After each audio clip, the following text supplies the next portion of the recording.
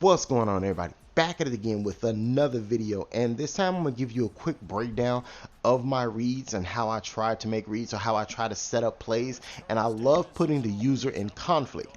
As everybody knows, I think it's called wide receiver post, but it's in the West Coast playbook. They have a lot of plays in there that put the user at conflict. He's gonna send a house, so what I do, I come out. The first time I do this, I'm gonna do this play. Why? Because I know it's going to draw his attention. So bam, I drop it right over the middle to the slant. I take a nice little hit. I don't take a big hit, I take a conservative hit, which is one of the things I want to do. So I love doing motions and stuff because it throws the user off, because they've never seen motions like that in bunch. I'll motion the outside, I'll motion the inside. I'll get myself in better position to attack you. Now, we're going to go back and do the exact same thing over again. We're going to attack him the exact same way, but he doesn't know that's not the same receiver. So guess what happens here? He's going to go in and out and wiggle, expecting him to cut in, but when he doesn't cut in, it throws him off. Now I throw the hitch route. You see how you can make things look the same, but they're not the same. That's what I was trying to do right there. Now, you guys are going to ultimately notice more and more how I like to do certain things. Take a look at this. I'm going to take what he gives me. I'm not going to force anything downfield. Why? Because forcing the ball downfield gets yourself in trouble. You'll see that later on in the video, what I mean by forcing it. Now, he sees the exact same setup again. Guess what he does this time? Instead of getting burnt, I'm going to man him up this time, and then I'm just going to go back and take away the crosser.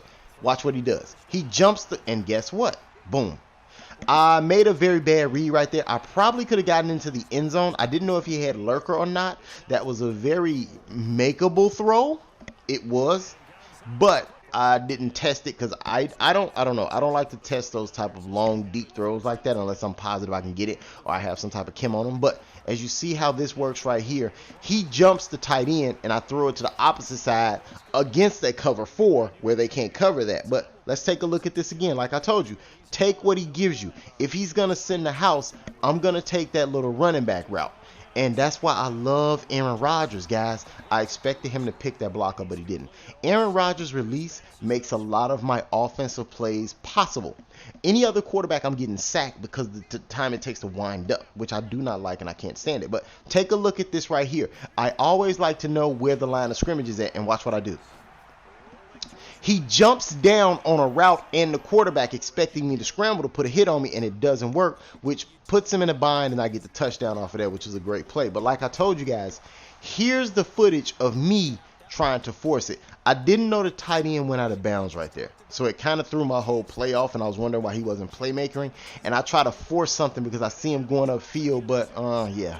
That's why you don't force the ball. You just throw it away. If you don't know anything to do, throwing it away won't hurt you, but it'll take away a down. At least you keep the ball. So we go for another motion play. And what do? I basically do the exact same thing, and I try to see if I can catch him off guard. And what do?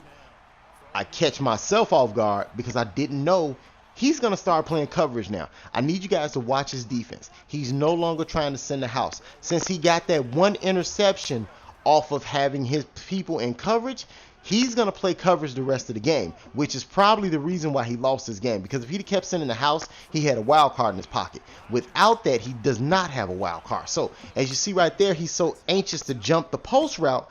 I haven't went to the post too many times, but when I do go to the post, it's for big yards. And by the time I go to the post, he's forgotten all about it. But let's take a look at how this breaks down right here.